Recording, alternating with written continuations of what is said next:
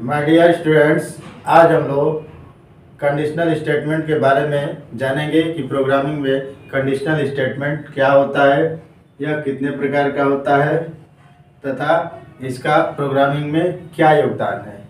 Conditional statement जो है वो प्रोग्रामिंग में बहुत महत्वपूर्ण स्थान है।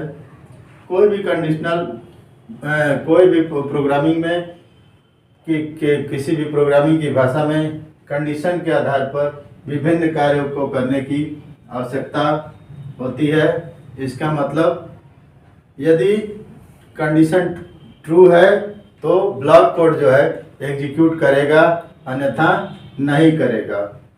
यानी in a programming language there is a need to perform different task based on the condition, यानी कंडीशन के आधार पर हम डिफरेंट टास्क को कर सकते हैं।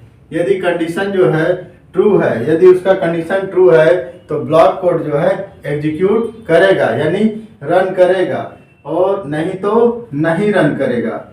जैसे किसी एग्जांपल के तौर पर यदि मैं ये कर लूँगा तो ये काम करूँगा, यह क्या है, एक कंडीशन है। कंडीशन लगाकर हम कार्यों को क्या करते हैं।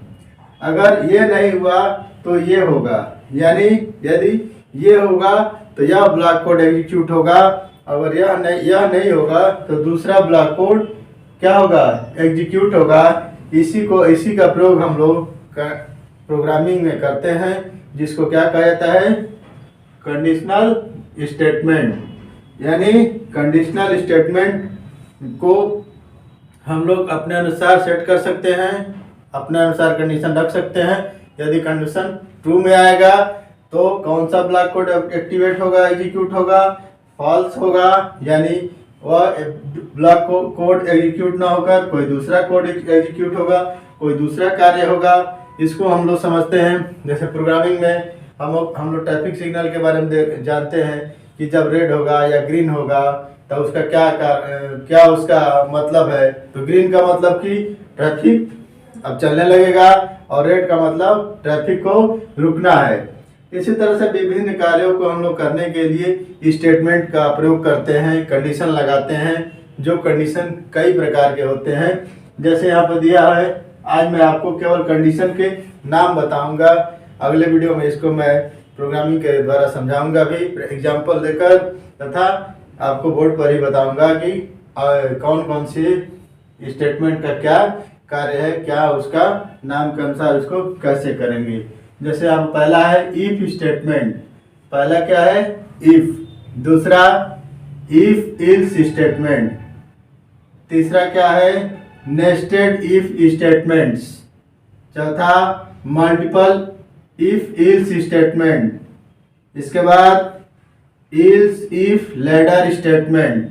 और अगला क्या है, स्विच के आधार पर, यानी हम लोग स्विच वाला कार्य करेंगे, स्विच केस स्टेटमेंट का हम लोग प्रयोग करते हैं। कुछ स्टेटमेंट जो है यहाँ पर हम लिस्ट कर चुके हैं, जिसको हम लोग पढ़ेंगे। लेकिन मेरा मेन उद्देश्य क्या है कि कंडीशनल स्टेटमेंट क्या होता है इसको समझना है। कंडीशनल स्टेटमेंट किसी भी प्रोग्रामिंग लैंग्वेज में कंडीशन के आधार पर विभिन्न कार्यों को कराने की आवश्यकता होती है। इसका मतलब कंडीशन यदि सही है तो कोड ब्लॉक क्या होगा, एग्जीक्यूट होगा, और यानी कंडीशन अगर सही नहीं है तो कोड ब्लॉक एग्जीक्यूट नहीं होगा।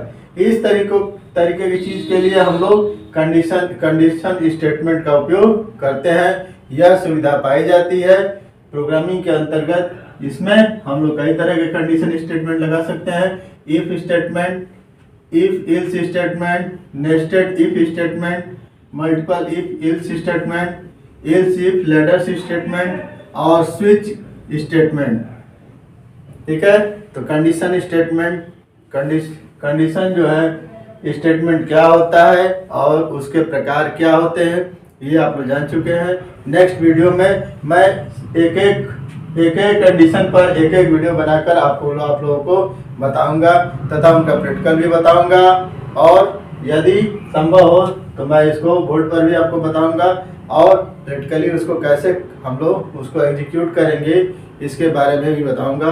लेकिन पहले मैं क्या करूंगा, इसके बारे में जैसे पहला स्टेटमेंट है इसके बारे में डायग्राम बनाकर आप लोगों को बताऊंगा। आज के वीडियो में मैंने आपको कंडीशनल स्टेटमेंट के बारे में बताया, उनके प्रकार में बताया, उनके प्रकार को बताया तथा उनके कार्य को बताया, समझाने का प्रयास किया। नेक्स्ट वीडियो में मैं आपको इससे संबंधित और जानकारी दूंगा। वीडियो पसंद आए तो लाइक करिए, इससे संबंधित कोई क्वेरी है तो क्वेश्चन कमेंट बॉक्स में जरूर डालिए। आज की वीडियो में इतना ही। Thank you.